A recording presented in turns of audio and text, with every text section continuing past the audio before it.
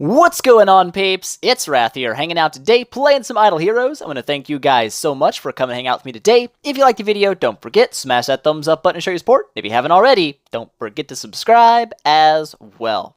Alright guys, we're here today on the official account, the Big Daddy account, but instead of doing here's what I planned. I planned to just run through some Aspen, do some stuff. What we are going to do, though, before we jump anything else, I'm going to buy this mysterious chest. If I don't, I'll forget about it. I saved up my gimages, and it's time to buy this one. It's a great deal. 30 relics, hot, Belrain, super hot, and guild coins, extra super hot. So let's grab that out so I don't forget about it and not buy it. But today, instead of doing some gameplay and such, I decided it's time to jump into a little bit of some guides, because my guides are a little bit old. Some of them haven't even been updated at all. But today, I'm going to jump into doing something I haven't done a guide on before, because it wasn't a thing back when I did my first ones, and that's monthly events. Now, we're not going to just talk about, like, someone like me, a level, 170, whatever, an older player, how you should do your events, because by that point, you probably have a pretty good idea, but it's more for the newer guy. Are you new to the game, just started, maybe you're, a couple months in, you haven't really figured it out yet, what your goals are? So we're going to talk about that. We're going to try to figure it out for you guys, what your best strategy for doing the monthly event should be. So let's jump into it. First things first, you're going to see here is the Miltons event.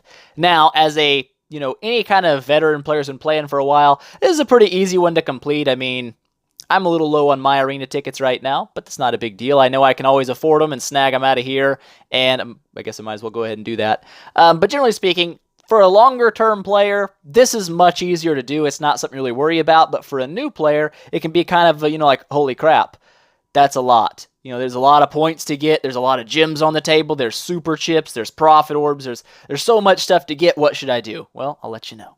As a free-to-play player, if you just start a service, day one of your server, here's what you need to keep in mind. And keep this in mind for the entire game if you're free-to-play. If you're going to play for free, this game is not going to be a sprint. It's not going to be a rush.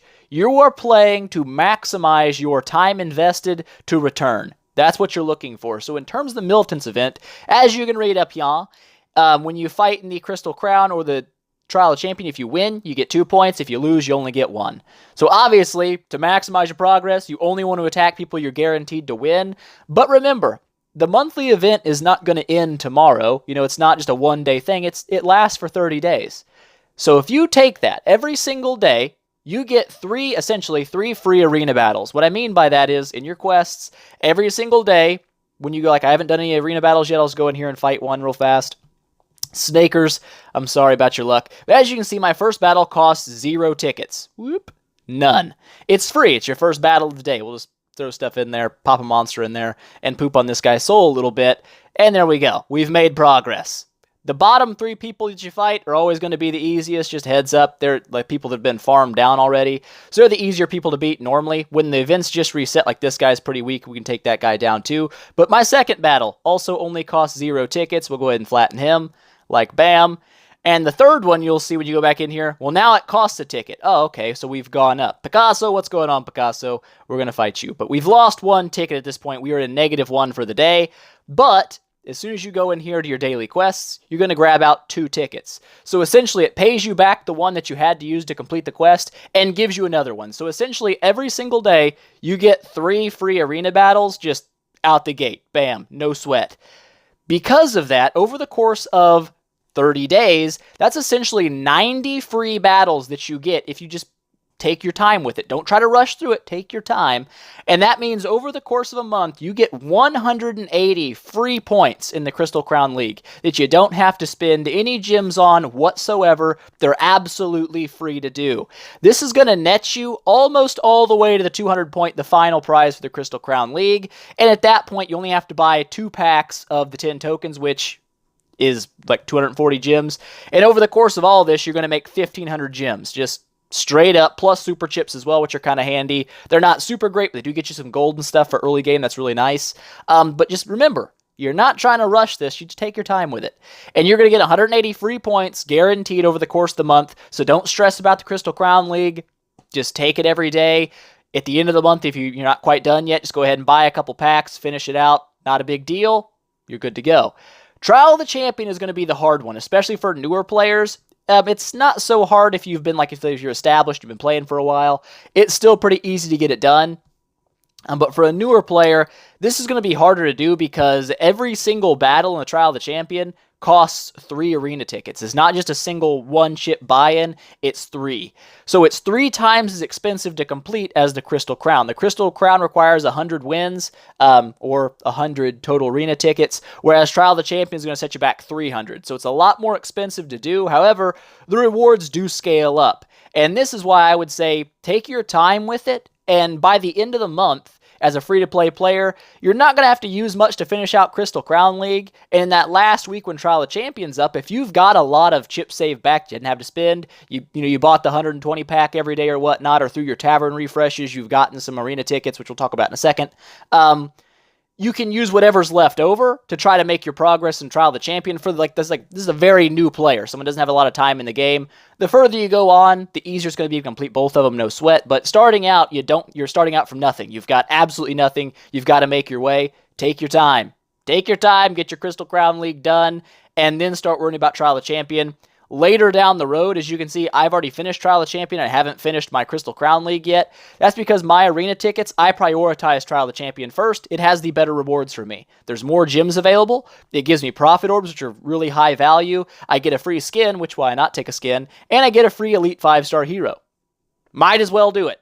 So that's where I prioritize my arena tickets as you make progress, and it becomes easier for you to do. But early game, just take your time, and you will make it through the Crystal Crown League every single month, no sweat, 1,500 free gems, and whatever you have left over, push those in the Trial of the Champion until you can start backlogging arena tickets to where it's much easier for you to beat the Trial of the Champion, and then maybe focus that first to get that Elite 5-star hero and stuff like that out instead. So that's the Miltons event. It's pretty straightforward, but like I said, I've seen a lot of people do it. They get in a rush. They always get in a hurry because, everybody's making progress but me.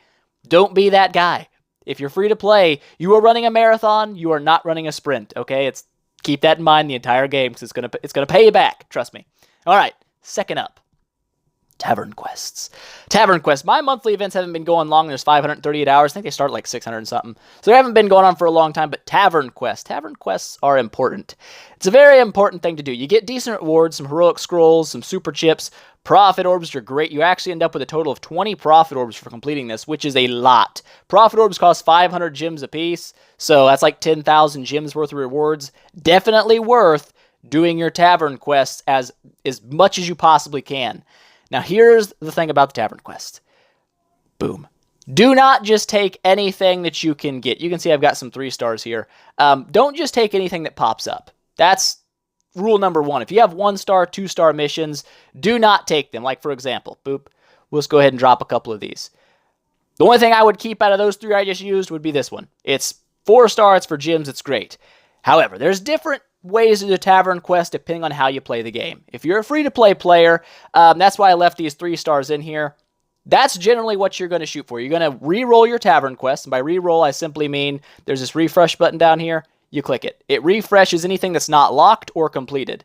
So I got this, and, whatever. For me, I wouldn't take this. However, keep in mind, as a free-to-play player, you have a little bit of a different priority. Since you don't have a very large gym income, you're not getting monthly cards and stuff like that, generally, you're going to take anything that's value of 30 gems or more, and in my little personal thing, I would say even taking any of the 3-star missions that are straight gems, even if they're only 20 gems or whatnot, go ahead and take them, get those gems logged away. What it does is it balances out your cost to refresh. That's essentially what you're doing, is you're taking, I spent this many gems to refresh, at least this mission right here is going to help me pay that back, so I'm not losing gems, I'm not necessarily gaining gems all the time, but I'm not losing gems, and that's important. So I take 3-star plus for gems if I'm free to play in it. When you start to spend, you can change that a little bit. Like for me right now, I don't really worry too much about 3 stars for gems. And in fact, I don't even take things like this. Whereas a free-to-play player, you see a 4-star mission for a couple of arena tickets or a casino chip or whatever. It may be worth your time. Just go ahead and pick that up and go ahead and backlog it. Take the resource that you got from that instead of constantly re-rolling and re-rolling and re-rolling, because you might actually end up digging yourself deeper into the gem spending than your gem returns are going to be. So most of the people out there, most of the guides that I've seen on Reddit and stuff, recommend anything that's 30 gems or more, go ahead and take it. But I would add to that anything that's 3-star for straight gems, go ahead and add that too. Just go ahead and pull it off and put it in your bag, because that's free gems. It helps you pay for your reroll costs. It's going to help you from, digging yourself into a grave, rerolling forever. And most of the time, if you stick to this, you'll actually end up making more gems, either in loot or just raw gems, than you've actually spent re-rolling. And that's the entire point of it. Plus, it helps you complete your Tavern Quest, which has great rewards. However, if you're going to spend a little bit of money, if you're a monthly card spender, you're going to run this a little bit different. And this is how I usually do it, is I do not really care to settle for anything that's not gems or heroic scrolls at 4-star plus. That's normally how I run it, unless I'm really, really low on gems, like right here. That's a nice roll. I've got 150 gems worth of a heroic scroll right there, and 50 gems in the just straight up gems. 200 gems I got for re-rolling for 50. That puts me in a nice little surplus. That doesn't always work out that way. Sometimes you'll go through a big spell of crap. There's another 150. Give it to me. That's all profit to me. Like, I only spent a few gems, and I'm getting back way more in rewards than I put in. That's the entire point. Now, if I was a free-to-play, I might go ahead and lock this down as well, grab those 15 gems, just to lower my reroll costs overall. But for me, I don't really care. I like to reroll a lot, and that is that could not have worked out better. This is why. This is why I re-roll strictly for 4-star gems, 4-star heroic scrolls, 5-star gems, and 5-star heroic scrolls. I do not take anything other than those 4 deals. Like I said, I'm a monthly card user. I spend a little money on the side because I enjoy it. It makes the game more fun for me.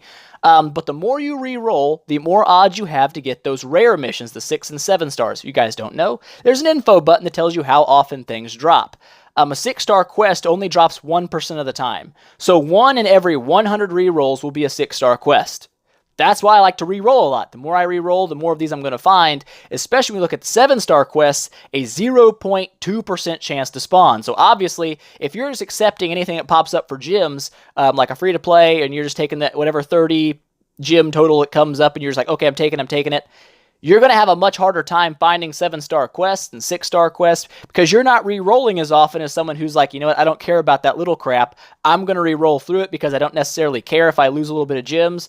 I want to get my 6 and 7-star quests. And that's how I do it every day.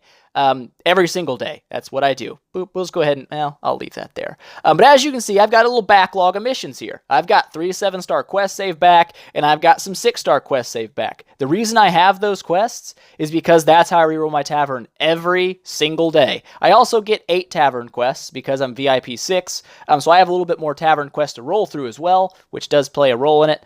But, like I said, as a free-to-play player, like something like that pops up, it's worth taking for you. It's going to be more than 30 gems of reroll cost. It's also a 5-star quest to help you beat your tavern mission. So go ahead and do it. Go ahead and take it. Get the arena ticket saved back. It's also going to help you complete events. It's going to help you push towards your Trial of the Champion. It's going to help you in your casino events because you're still getting extra resources. As for me, like I said, that's just not what I do. I don't do that. I just reroll until I get like something like that. Bam, that was a really good run. That was a really good day. We got 3 4-star quests out of that. Boop. Or not 3 4-star quests, 3 heroic scrolls. That's 450 gems straight up. Not bad. Not bad at all. So that's how I run it. That's my tavern advice to you guys. Is it does make sense to reroll your tavern quests. It will definitely help you complete them. As you can see, it's only been going for a little while. I've already finished my 4-star quests. Easily finished 6 and 7, and I'm actually ready to complete those again as soon as the next month starts. So I'm completely ready right now to complete next month's Tavern Quest minus the 4 and 5-star missions, which isn't a big deal because, like I said, I re-roll every day. So even though I have my 6 and 7-star quests done, I can still re-roll, and if I decide, you know what, I don't need 6 and 7-star quests, I've got enough backlogged, then maybe I'll just take whatever pops up for cheap, grab some extra gems, trying to make a little bit of a profit out of it instead of kind of re-rolling just for the 6 and 7s. So just keep that in mind. Tavern Quest, very important to complete, and no matter what kind of player you are, free-to-play, spender, doesn't matter, 4 and 5-star quests should always be incredibly easy to complete for you. It should never be a challenge. And I would say if you re-roll every single day, even if you're just doing the free-to-play method, you should always be able to complete the 6-star quests as well. 7 stars require a little more luck, a little more RNG, because they are very, very rare. But either way, if you're just taking 4, 5, and 6 every month, which you should be at minimum, that's the baseline, you're still grabbing 10 Prophet Orbs and 10 Heroic Scrolls out, which the Prophet Orbs alone are 5,000 gems worth of Prophet Orbs. It's very much worth the reroll cost to get those. So just keep that in mind. That's how you should do the Tavern Quest every month. Again, don't get in a crazy big hurry. That's never going to help you out. Don't be like, oh, I only need 1 7-star quest. I'm going to use all my gems to get it. You may not get it, and you're just out a bunch of gems. So Don't super hunt for 7 stars. They're really, really rare. That's why I recommend that you reroll every single day. If you get the 2 7-star quests, awesome. If you don't, just lock it, save it, and wait for next month, and then beat it then. That's just my advice to you guys. Fusion and Awakening. Now, this event, for a free-to-play player, especially as a new player, if you just started out, it's day 1 for you, this is probably the last thing you need to worry about. I'm just going to say it. You shouldn't even focus on this because it's probably going to take you a couple of months to even get to the point where fusions are a big part of your gameplay. The first month, you're mainly just trying to build a team. That's what you're trying to do, is try to get a basic team put together, maybe a 6-star or 2 in there, but you're not going to be pumping out tons and tons of fusions. It's just not going to happen without spending money. It's not going to be a thing. An earlier player who does spend, has a little more money to spend, you'll fuse a little bit, but keep in mind, especially for a newer player, the rewards in the Fusion and Awakening, especially the 5 and 6-star rewards, while they are a little bit nice, they add some gold to you and give you a little extra help. It's not necessarily your best use of your fodder, and I say that because there's other events that you can use that for. Namely, and probably only, the Heroic Miracle event, which it's not going on right now. But the Heroic Miracle events, these are weekly events, by the way. It's not a monthly event. But the Heroic Miracle event, you get rewards based on getting so many 5-star units from each faction. It takes 2 light to finish the light part, 2 dark, and then it takes 3 5-star heroes from all the other factions. So your Shadow, Abyss, Fortress, all that stuff. That's why you might want to save your fusions until the Heroic Miracle comes around instead of just doing them all at once, because you're actually going to get double rewards. You'll get the rewards from actually fusing, but you'll also get that reward during the Heroic Miracle. If you actually can get, say 3 forest heroes pulled out, you're going to get some heroic summons, you're going to get some orange gear, and that's going to help you out. It's a win-win. So don't focus on pushing this just because, oh, it's fusion time, let's do it. For me, it's not a big deal, because once you get far enough in the game, 4-star fusions, or 5-star fusions become really easy to do. I think I did about 40 this month already. I pulled almost everything out of my bag. I'm at least in 4-star shard form and 3-star form. I still got a lot of regular 4 stars saved back, which is a good idea. Saving things in your bag, very important. Don't always pull everything you get out of your bag. It can definitely hurt you, especially as a new player. Boop, keep that in mind. But like I said, the fusions become much easier later game just because the fact that fodder becomes much easier to get. My event raid, for example, over here, I can buy extra challenge times, and I'm guaranteed 3 or 5 4-star heroes every day just from this for 150 gems. Totally worth the investment. Then you have your seal land on top of that, which I've already done mine as well for the day. But if I went for this one to smash it, I would get another 3 4-star heroes from there. So that's 8 4-star heroes every single day. If you add that up over the course of 30 days, that's about 240 4-star heroes. That's a lot. That's a buttload. That's more than you need to fuse up 25 stars. So just keep that in mind. It makes sense. But like I said, as a new player, don't focus fusions. Don't make that like your primary goal. Wait until it's actually going to benefit you the most to do it. So before monthly events came out, it was a really big deal to save your fusions. But now that it's a constant thing, just go ahead and wait until Heroic Miracle comes around in most cases and do your fusing up then, because you're going to get double rewards out of it. You get a fuse up, get the 5-star fusion rewards, but you're also going to get the Heroic Miracle rewards at the same time. Just keep that in mind. Again, as a free-to-play player, you're not rushing. You're not trying to make progress as fast as humanly possible. You're playing the long game. So take a moment and wait until everything that comes around is the most benefit to you, and that's when you should do things. The final thing here, I'm going to talk about the 9-star and 10-star fusions. Generally speaking, if you're fusing 9 and 10 stars up every month, you already know how to do it. It's just fuse your fodder, hope you can make it. I don't necessarily make a 10-star fusion every single month. I probably can, but it's not a guarantee. It depends on RNG, copies that come in, how I do in my events, if I do my events that month. All that stuff adds into it. But I would say most of the time I can at least make 2 9-stars every month, usually. Anyways, with that said, boop, we'll get out of that because, like I said, fusions mainly, if you know how to do fusions, it's pretty simple. Broken spaces. Now you'd say, Raph, there's really nothing to talk about in broken spaces. You would be wrong. Wrong you are. Especially for new players. I see a lot of people get this wrong. You might wonder, Wrath, why do you have 31 challenge badges? It doesn't make any sense. It makes perfect sense, and you will about to find out why. Here's why.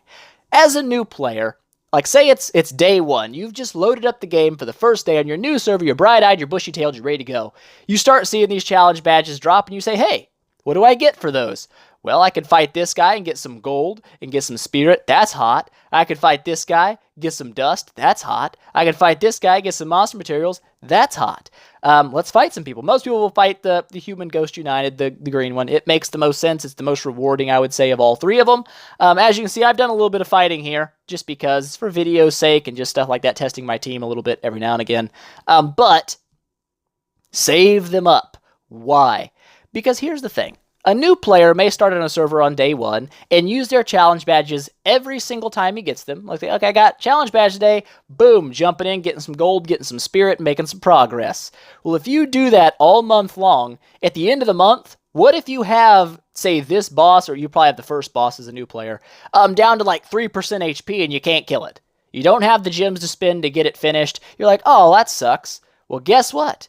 If you hadn't spent your challenge badges every single time you got them and instead saved them up until the very last, couple of days of the monthly events and then used them, you would guaranteed kill that boss. Why? Because over the course of the entire month, your team has constantly gotten better. Not by huge leaps and strides every day, but over the course of, from day one where you had nothing but a 5-star Norma pretty much, all the way until, the end of the first month where maybe you have your first 7 stars and stuff like that, you're going to do dramatically more damage at the end of the month than you would at the beginning. So if you save all of your challenge badges up until the end, by the end of the month when you use them, you're going to get way more bang for your buck using them. You'll be able to kill more bosses, and the more bosses you kill, the more loot you get. Now, here's another thing. I would say in 99% of cases, these two bosses are probably the least two bosses that are ever hit, unless you have really good teams that can kind of just steamroll bosses, no problem. Like if you're the double scary E3 god of PvE, you might go ahead and beat all these guys down just because you want to get the glorious relics and the artifacts and stuff like that as well. And in those cases, absolutely go ahead and do it. But as a newer player, it's more important for you to hoard up things you need, and in most cases, it's going to be the gold and the spirit. So if you say you beat the first boss at the end of the month, and you still have like 10 or 20 challenge badges, and there's no way in crap you're beating this next stage, level 200 guys, don't spend your challenge badges. Save them. There's no reason to spend them. You've got the rewards for beating the first boss. You can't beat the second one. Hold on to those 20 badges and save them up for next month. At the end of the next month, maybe you can now take both bosses because you didn't spend them all. You saved some, plus your team's now a month stronger again at the end, and now you can take out both. Trust me, it will pay you back to be patient in this game. It always does. Getting in a hurry, getting in a rush, that's for people that have a lot of money. You can rush all you want if you are a millionaire. It's fine. If you're not, then you can't. Take it slow, play it patient, play it smart, and you're going to get the best rewards. Now, finally, to sum things up here, with that all talked about, we'll talk about the shop. Bam! The shop. Now, I would say there's two main things in here that people should buy, and there's one that most people shouldn't. I'll start. What shouldn't you buy? Primarily skins. Skins are mostly aesthetic, and in very rare cases is buying a skin actually going to make a tremendous difference to your team. A couple of things I could say that might be an exception to that rule are something like the Valkyrie skin, because it gives Valkyrie a lot of extra health. If you have an E3 Valkyrie, that skin can be a very substantial boost to your Valkyrie. So in cases like that, I can understand picking up a skin up, but in 99% of cases, what you should save up for is a new player versus a more veteran player or different things. Newer players almost always need hero copies. That's what you're kind of short on. I don't have a good 5-star team yet. I got to get my 5-star team. A lot of newer players can go ahead and pick up a copy of a hero they need, like a Valkyrie, Heartwatcher, Vesa, one of the god tier units that you're going to plan to build. Because it's going to help you make progress, faster. More damage in your broken spaces, just all around, it's going to help you a little bit early on. However, when you start getting later in the game, hero copies become easier to get, and other things become harder. Actually, they're pretty much hard the entire time, but you don't really notice the difference as much, and that would be artifacts. Artifacts make a humongous difference to your team, absolutely enormous. It's just stupid how big of a difference they make. Early game, like I said, you're going to want the hero copies because, let's be honest, a maxed out orange artifact on a 6-star Valkyrie doesn't really make a big difference to your team at all. It's not like, oh my god, that orange artifact made you a god. It didn't. Your unit doesn't have enough stats for that artifact to make a difference. However, when you get later on in the game, like you've already got a couple of E3s maybe, or your first E3, maybe it's time to stop looking at hero copies so much. I mean, I still get it. Like, I still want to buy hero copies 90% of the time. But there's certain times where you look at an artifact and say, well, that artifact would be a huge bonus to my team. Like for right now, I have 87 deals. I'm still on the fence. I might pick up a Shia copy. I'm not sure. We'll see how it goes. But something like the Rune's Power, which is a super powerful artifact for Valkyrie, would give my team a massive advantage that buying a hero copy wouldn't do. I mean, an 11-star Shia, while it would be nice, or an E1 Shia, would be a great thing for my team. Would it be as big a difference as an extra million HP and 10% more reduced damage on my Valkyrie? Probably not, because that Valkyrie's going to become way stronger now. So it's something to keep in mind when it comes to actually spending your what you call them, the glorious relics, the leaves, the feathers, whatever you want to call them. Is early game, it's fine to buy your copies.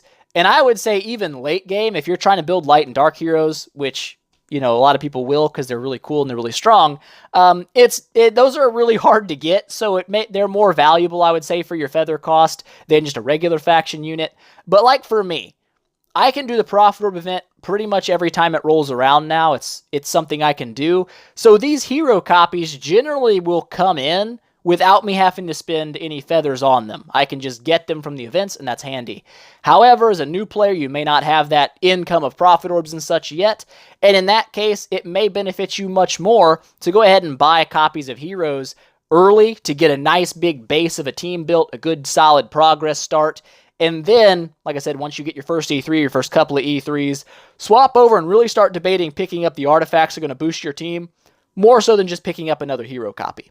So that's pretty much the entire monthly event thing broken down. Like I said, I just wanted to make this a quick guide. I didn't want to go through every single part of the game because it'd be like a 6-hour video, and that would just be unreasonable.